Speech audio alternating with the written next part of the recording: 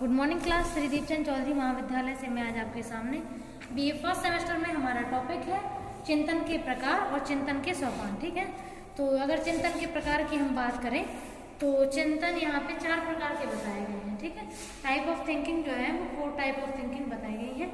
First है प्रत्यक्षणात्मक चिंतन। ठीक है, सेकंड है जिसे हम प्रत्यक्षणात्मक को बोलते हैं परसेप्चुअल थिंकिंग। ठीक है, नेक्स्ट है प्रत्ययात्मक चिंतन जिसको हम लोग बोलते हैं कॉन्सेप्चुअल थिंकिंग। ठीक है, और थर्ड नंबर पे है कल्पनात्मक चिंतन जिसको बोलते हैं इमेजिनेटिव थिंकिंग, और फोर्थ नंबर पे है तार्किक चिंतन जिसको बोलते हैं लॉजिकल थिंकिंग। ठीक है, तो यहाँ पे कुछ 4 टाइप ऑफ थिंकिंग है, तो इन सब के बारे में इनका थोड़ा सा जो कॉन्सेप्ट है वो अलग है। तो जैसा कि हम लोग नाम से ही आपको समझ में आ रहा होगा कि प्रत्यक्षण का मतलब होता है किसी चीज को पहचानना, प्रत्यक्षीकरण करना, परसेप्शन करना।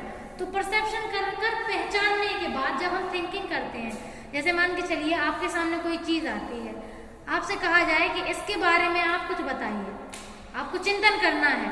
ठीक है, इन चीजों इसके यूज के बारे में, इसके मिस यूज के बारे में, इसके मीनिंग, उसका वर्क टाइप ऑफ उसका प्रोसेस के बारे में सब कुछ आपको बताना है। तो पहले तो आपको ऑब्जेक्ट चाहिए होता है ना, ऑब्जेक्ट को देखने के बाद उसके बारे में समझ करके फिर ही तो आप उसके बारे में बता पाते हैं, उसके बारे में चिंतन करते हैं फिर बताते हैं।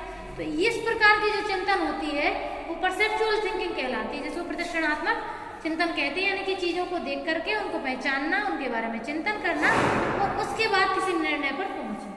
ठीक है, अगर हमारे सामने कोई ऑब्जेक्ट नहीं होगा तो हम प्रत्यक्षीकरण किस चीज का करेंगे, और जब प्रत्यक्षीकरण नहीं करेंगे तो हम फिर चिंतन किस चीज का करेंगे। समझ रहे हैं ना? तो पहले चीजों का होना जरूरी है, फिर उसका प्रत्यक्षीकरण करना जरूरी है, फिर उसका जो क्या बोलते हैं प्रत्यक्षीकरण करना जरूरी है, और उसके बाद उसके बारे में चिंतन करना जरूरी है। ठीक है, उसके बाद उसका निर्णय आएगा। नेक्स्ट है प्रत्ययात्मक चिंतन। तो कॉन्सेप्चुअल थिंकिंग प्रत्यक्षणात्मक चिंतन से जस्ट अपोजिट होती है। कैसे? क्योंकि जब हम लोग किसी भी चीज के बारे में बहुत अच्छे से जानते हैं, कॉन्सेप्ट उसका समझते हैं, उसकी मतलब हर एक क्वालिटी के बारे में जानना। ठीक है, वास्तव में जैसी चीज वो है हम उसके बारे में ठीक वैसा ही बताने की कोशिश करते हैं, उसे बोलते हैं कॉन्सेप्चुअल थिंकिंग। मतलब किसी चीज के बारे में ठीक वैसा ही बताना जैसा कि वो है। ठीक है, आपका यहाँ पे आपका नजरिया नहीं डिपेंड करेगा। तो जैसे प्रत्यक्षीकरण में आपका नजरिया डिपेंड करता है, लेकिन कॉन्सेप्चुअल में जो चीज जैसी है उसके बारे में वैसा ही थिंकिंग करना। ठीक है, ओरिजिनल वे ऑफ थिंकिंग जो होगा या फिर उन चीजों के बारे में उनको वैसे का ठीक वैसा ही बताना। अब जैसे इन दोनों के अपोजिट में अगर अपन लोग और डीप समझना चाहे तो जैसे प्रत्यक्षणात्मक देखो जरा सा। ठीक है, तो इसमें नॉर्मल सा है कि जब पूर्व अनुभव होते हैं, जो चीज हमने पहले सीखी हुई है, तो प्रत्यक्षीकरण किसका करते हैं? पूर्व अनुभव होगा। ठीक है, तो जो पहले सीखा हुआ है उसी के आधार पर वर्तमान में जो हमारे सामने चीजें आती हैं हम उनका प्रत्यक्षीकरण करते हैं। ठीक है, जैसे माता पिता के बाजार से लौटने पर यदि बालक को उनसे काफी दिनों तक टॉफी मिल जाती है तो बच्चे क्या सोचते हैं कि जब भी वो बाजार से लौटेंगे इसका मतलब है कि उसके लिए टॉफी जरूर लाएंगे। यानी कि उसने प्रत्यक्षीकरण कई बार किया है, उसके पास कई बार के अनुभव है।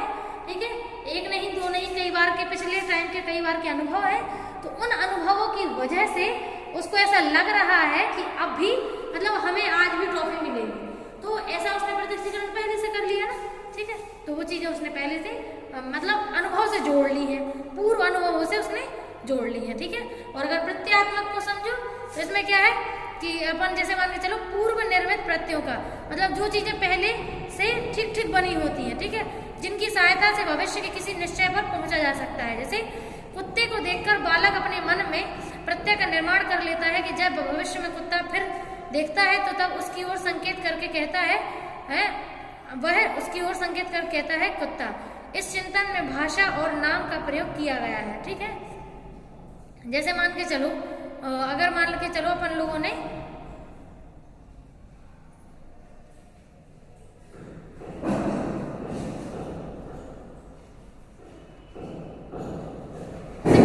अगर आपने किसी भी चीज को पहले से देखा हुआ है और और उसके बारे में आपको मतलब पहले से चीजें बताई गई हैं। ठीक है, तो वो एक अलग है, लेकिन उसके बारे में उसकी रियलिटी जो है, जैसे मान के चलिए जैसे पालतू कुत्ते अलग होते हैं, है ना, और जंगली कुत्ते अलग होते हैं। तो ऐसे मान के चलो उन सबका अपना अपना कॉन्सेप्ट है। जंगली कुत्ते खतरनाक होते हैं, लेकिन पालतू कुत्ते उतने खतरनाक नहीं होते। जैसे अपन ने देखा ही होगा कि नॉर्मल हमारे साथ इतने मतलब जो कुत्ते हैं वो रहते ही हैं, ठीक है, भले ही मतलब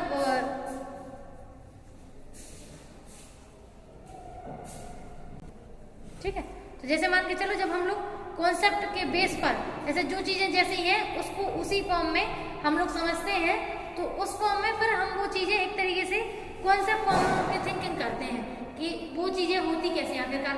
अगर जो जंगली जानवर है और जो पालतू जानवर है उनमें डिफरेंसेस क्या है, वो उनका कॉन्सेप्ट है, ठीक है। अगर आप उस कॉन्सेप्ट को समझ सकते हैं तो आप उसके बारे में बिल्कुल ठीक ठीक चिंतन कर पाएंगे, ठीक है।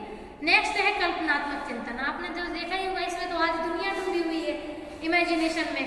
वास्तव में जो बच्चे हैं most of the time imagination में ही देते हैं, बहुत सारे ख्याली पुलाव पकाते हैं और ऐसा कुछ रियलिटी में वो वैसा कुछ कोई भी एक्शन लेते नहीं है, ठीक है।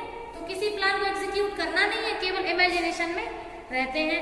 तो ऑब्वियस है जब हम लोग आराम से थिंकिंग कर रहे हैं अपनी ख्याली दुनिया में खोए हुए, तो वो होता है इमेजिनेटिव थिंकिंग, ठीक है।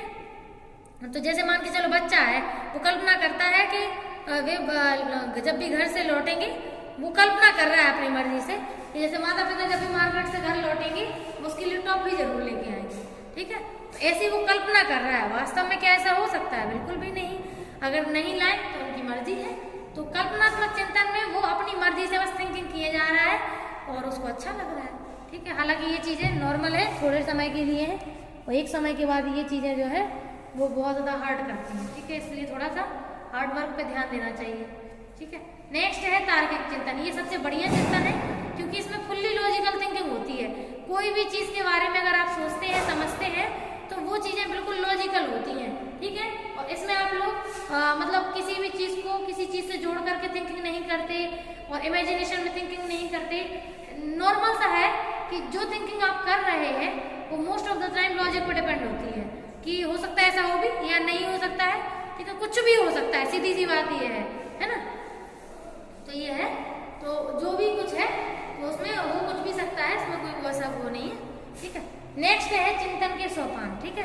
तो चिंतन के सोपान में हम लोग 4 सोपान है, मतलब सोपान का मतलब था पद, मतलब स्टेप्स, यानी कि स्टेप बाय स्टेप काम करते हैं ना अपन लोग। तो सबसे पहला चिंतन करते हैं तो सबसे पहले क्या होता है, एक तो समस्या, यानी कि समस्या का आकलन। जब भी हम लोग कोई भी चिंतन करते हैं, थिंकिंग करते हैं, तो ये बिल्कुल फिक्स बात है कि विदाउट समस्या के आकलन किए नहीं करते हैं। कभी भी थिंकिंग ऐसी थोड़ी करते, कोई ना कोई समस्या होगी तभी तो आप थिंकिंग करेंगे। थिंकिंग विदाउट प्रॉब्लम नहीं होती है हमेशा, चाहे वो नॉर्मल सी प्रॉब्लम हो या जटिल प्रॉब्लम हो, प्रॉब्लम तो जरूर होगी, यानी कि प्रॉब्लम तो मतलब है टॉपिक, किस चीज के बारे में आप चिंतन कर रहे हैं, ठीक है। नेक्स्ट है संबंधित तथ्यों का संकलन। तो चिंतन जो है किन चीजों के बारे में होता है, जिस चीज के बारे में आप थिंकिंग कर रहे हैं उसके बारे में आप और डाटा इकट्ठा करते हैं, सूचना एकत्रित करते हैं, तो वो होती है संबंधित तथ्यों का संकलन। तो हमेशा जब भी वो होता है क्या बोलते हैं, जब भी हम लोग किसी चीज के बारे में सोचते हैं तो सोचते सोचते उसी के बारे में कितने सारे विचार इकट्ठे हो जाते हैं। तो शुरू तो एक पॉइंट से किया था, लेकिन हमारे पास धीमे धीमे कितने सारे विचार एकत्रित हो जाते हैं। तो इसका मतलब क्या हुआ, इसका मतलब ये है कि जो भी आप थिंकिंग करते हैं उसमें बहुत सारे फैक्ट आप लोग काउंट कर लेते हैं। नेक्स्ट है निष्कर्ष पर पहुंचना। तो निष्कर्ष पर पहुंचने का मतलब है कि जब भी हम लोग थिंकिंग करते हैं उसमें मोस्टली हम लोग किसी ना किसी निर्णय पर तो पहुंचते हैं, जरूर पहुंचते हैं, ये सही बात है। हम लोग थिंकिंग करने के बाद बहुत सारे फैक्ट एकत्रित करते हैं, उन फैक्ट में से कुछ ऐसे पॉइंट हैं जो हम लोग बहुत मोस्टली छांट लेते हैं और छांटने के बाद जो निष्कर्ष है उस पर हम लोग पहुंच जाते हैं। अब हम निष्कर्ष पे पहुंच तो गए, ठीक है, बढ़िया है। अब निष्कर्ष पे पहुंचने के बाद अब हम क्या करेंगे, निष्कर्ष का आकलन भी करके देखते हैं कि वास्तव में जो निष्कर्ष हमने निकाले हैं वो सही भी है या नहीं। अगर हमें लगता है कि वो सही नहीं आ रहे हैं तो हम उसमें थोड़ा बहुत और फेरबदल करने की कोशिश करते हैं और थोड़ा और थिंकिंग करते हैं, ठीक है। तो थिंकिंग में जो भी पॉइंट निकल के आते हैं उसके बारे में और रीथिंकिंग करना हमारा जो है मेन पॉइंट कहलाता है, ठीक है। तो यहाँ पे हमने 2 पॉइंट आज कवर किए हैं। टॉपिक जो है चिंतन के प्रकार, चिंतन के सोपान, जिसमें भी डाउट हो बता सकते हैं। Thank you.